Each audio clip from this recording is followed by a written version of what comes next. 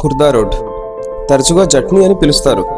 ఇది భారతదేశంలోని ఒడిశాలోని ఖుర్దా జిల్లాలో ఉన్న ఒక చిన్న పట్టణం.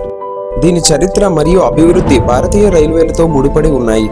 ఇది ఒక ప్రత్యేకమైన కథతో మనోహరమైన ప్రదేశంగా మారింది. జట్నీ నిజానికి ఒక నిశ్శబ్ద గ్రామం.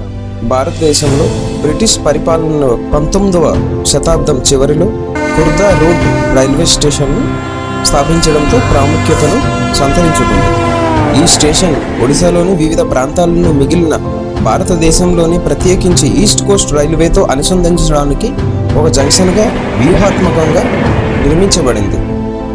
ఇది ప్రాంతం అంతటా వస్తువులు మరియు ప్రయాణికుల కదలికకు కీలకమైనది. రైల్వే హబ్గా పరిమాణం రైల్వే నెట్వర్క్ విస్తరించడంతో ఖుర్దా రోడ్ ఒక ప్రాముఖ్యమైన రైల్వే జంక్షన్గా మారింది. కోల్కతా నుండి చెన్నైకి వెళ్లే వివిధ మార్గాలను కలుపుతూ ఒడిశాలోని అంతర్గత ప్రాంతాలకు కూడా కలుపుతుంది. స్టేషన్ చుట్టూ పట్టణం పెరిగింది. రైల్వే ఉద్యోగులు మరియు వారి కుటుంబాలు ఈ ప్రాంతంలో స్థిరపడ్డారు. భారతదేశంలోని వివిధ ప్రాంతాల నుండి రైల్వేలో పనిచేయడానికి వచ్చిన ప్రజలు ప్రవాహం కారణంగా జట్నీ సాంస్కృతికంగా గొప్ప మరియు విభిన్నమైన పట్టణంగా పరిమాణం చెందింది.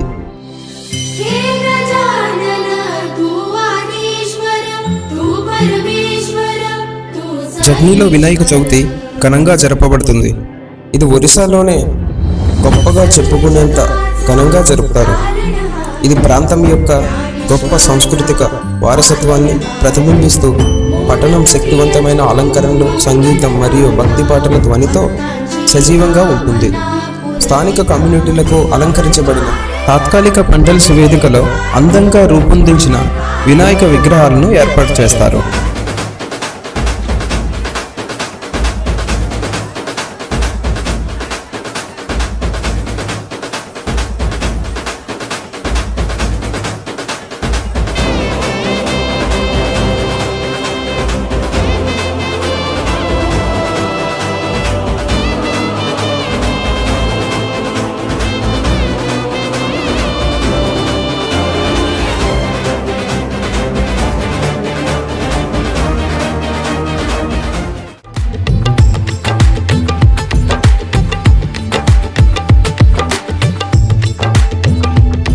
జట్నీలో వినాయక చవితి ప్రత్యేకత ఏమిటంటే సంఘం యొక్క బలమైన భావన.